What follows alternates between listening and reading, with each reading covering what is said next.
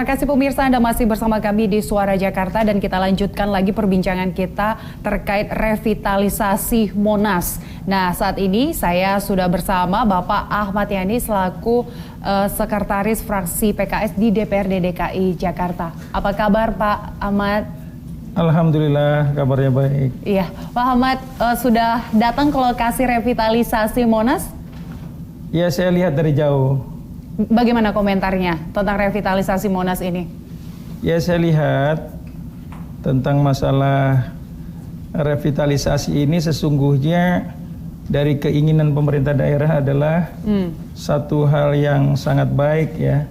Bagaimana ingin melakukan penataan yang lebih baik lagi untuk Monas itu sendiri yang nantinya memang bisa bermanfaat untuk warga masyarakat. Baik. Karenanya revitalisasi ini kita pikir satu hal yang sangat baik apabila memang nanti tuntas terselesaikan. Ya. Cuma sekarang kan belum masyarakat belum melihat. Ya tentunya apa yang sudah direncanakan, diprogramkan, dilaksanakan kalau memang nanti sudah berhasil, insya Allah mudah-mudahan revitalisasi ini akan bisa menggembirakan kita semua. Namun revitalisasi ini harus diberhentikan sementara. Sebenarnya apa yang salah dari proyek revitalisasi ini, Pak? Ya, sebenarnya kami melihat memang dari pemerintah daerah sudah merencanakan dan memprogramkan bagaimana melakukan pembangunan. Apalagi anggarannya memang sudah dipersiapkan. Ya. Nah, kemudian memang ada teman-teman pada waktu lalu di DPRD ada yang meminta penjelasan tentang masalah revitalisasi itu. Sehingga ya waktu lalu adalah satu rapat pimpinan gabungan lah ya. Kemudian bersama DPRD dengan pemerintah daerah. Nah, kemudian mereka menanyakan tentang revitalisasi ini, ya bagaimana proses perjalanannya dan mereka menanyakan tentang masalah perizinannya sudah berjalan atau belum, ya sudah ada apa belum. Nah, sehingga teman-teman banyak memang setelah rapat itu datang ke Monas. Nah, berdasarkan kesepakatan bersama pada waktu lalu ada Pak Sekda juga. Kemudian Ketua DPRD, ya bagaimana hal ini dihentikan sementara seperti itu. Ini berarti ada kesalahan prosedur. Dengan kata lain ada kesalahan prosedur karena Pemprov belum mengantongi izin dari Kemensesnek, seperti itu, Pak. Iya, memang menurut penjelasan ya, informasi pada waktu lalu sesungguhnya pemberitahuan itu disampaikan, surat itu disampaikan. Cuma memang barangkali jawabannya itu ya tentang masalah perizinan itu bisa jadi belum diterima. Baik. Nah, cuma ini kan kita mengejar juga persoalan waktu, ya dari Pemprov mengejar persoalan waktu bagaimana agar ini bisa segera cepat terselesaikan, apalagi ke depan kan mau ada satu event besar tingkat dunia tentang masalah Formula E ya di wilayah kawasan Monas itu. Lalu menurut Bapak, Pemprov mengatakan harus berjalan dengan cepat. Seberapa urgensi sebenarnya Pak harus dilaksanakan revitalisasi Monas ini, gitu? Ya, saya kira gini tadi ya, karena memang ke depan kan tentang masalah kita ada Formula E misalnya di situ. Kemudian bagaimana untuk Monas itu dilakukan revitalisasi ya. Baik. Nah, dengan segera. Nah, kalau memang itu dilakukan satu pembangunan sudah bisa berjalan lebih cepat lebih baik. Ya, lebih cepat lebih baik. Hanya saja memang paling tidak harus ada satu koordinasi ya antara pemerintah daerah bersama dengan pemerintah pusat. Ya, karena itu kan masuk dalam masalah kawasan yang memang menjadi tanggung jawab pemerintah pusat juga di wilayah itu ya, di Medan Merdeka itu. Iya.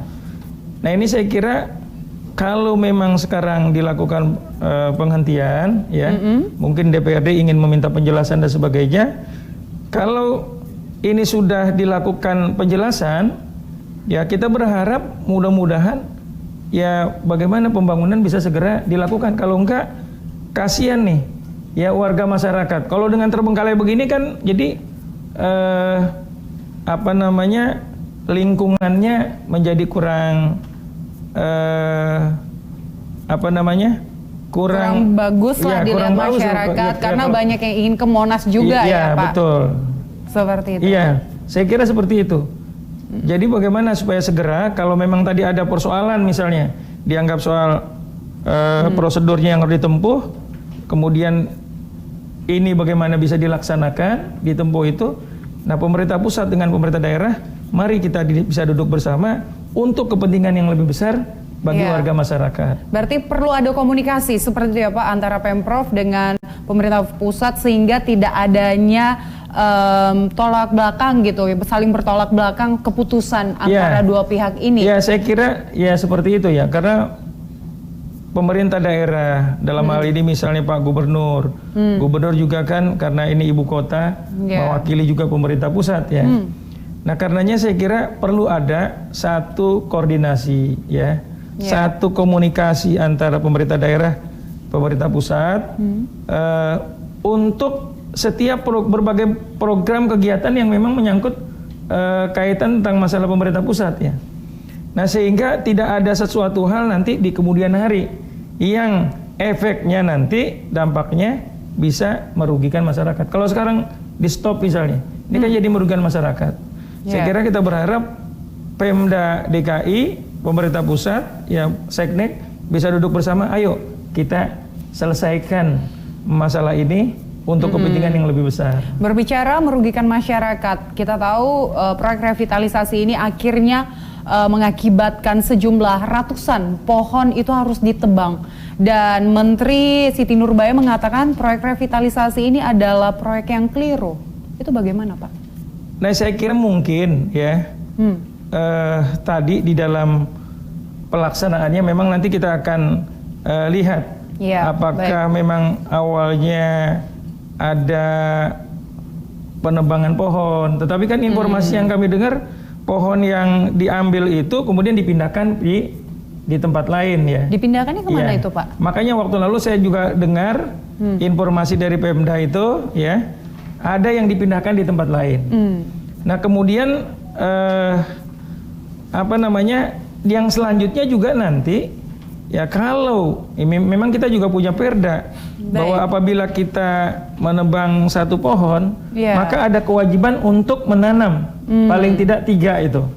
Nah ini artinya akan semakin banyak pohon-pohon yang akan tertanam. Berarti nantinya kemungkinan Pemprov akan menanam pohon yang lebih banyak lagi. Iya saya kira itu konsekuensinya.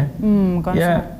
Makanya kalau ini proyek ini diselesaikan terlebih dahulu, nanti orang baru akan melihat bagaimana hasilnya. Ya, dari Pak Ahmad Yani sendiri sudah melihat desain dari revitalisasi ini, desain yang sudah disayembarakan. Karena kan sudah ada arsitek yang menang dalam sayembara itu. Sudah lihat Pak? Iya, sebenarnya masalah ini kan kemarin pada teman-teman barangkali yang ada di Komisi D ya. Nah, teman-teman yang ada di Komisi D. Nah, tetapi memang prosesnya tadi sudah disayembarakan dan sebagainya. Saya kira kalau memang sudah disayembarakan dan sudah terpilih, kita semua udah paham tahu ya bagaimana ini hasilnya. Ya tentunya jauh lebih baik yang terjadinya revitalisasi ini kalau memang sudah selesai. Saya kira seperti itu. Gitu. Namun ada informasi yang mengatakan bahwa arsiteknya itu pun mengatakan bahwa implementasinya, realisasinya di lapangan itu berbeda dengan desain si arsitek itu sendiri. Karena ia mengatakan justru kenapa harus ditebang, karena sesuai desain dia tidak ada perlu pohon hampir ratusan yang ditebang. Ya inilah saya kira memang yang perlu kita telusuri lagi ya. Kalau memang desainnya seperti itu, ya harusnya memang bagaimana kita mengikuti apa yang memang sudah diprogramkan. Nah ini kan perlu lagi kita melihat lebih jauh lagi, lebih dalam. Nah kenapa memang sampai terjadi seperti itu? Nah kita tidak kita tidak tahu kalau memang terjadi hal seperti itu. Yeah. Nah harapannya bahwa ya lingkungan tetap terjaga. Tentang masalah penghijauan terus dilakukan. Itu saya kira menjadi kesepakatan kita bersama. Baik, terima kasih Pak Ahmad Yani atas informasinya. Semoga informasi tadi dapat berguna bagi masyarakat dan kita juga berharap supaya proyek revitalisasi ini bisa berjalan ke depan demi kesejahteraan masyarakat di DKI Jakarta. Iya, terima kasih, dan sama-sama. pemirsa, demikianlah pembincangan kami terkait revitalisasi Monas bersama Bapak Ahmad Yani selaku Sekretaris Fraksi dari PKS di DPRD DKI Jakarta, dan kami akan lanjutkan perbincangan lainnya di Suara Jakarta usai jeda berikut. Tetaplah bersama kami.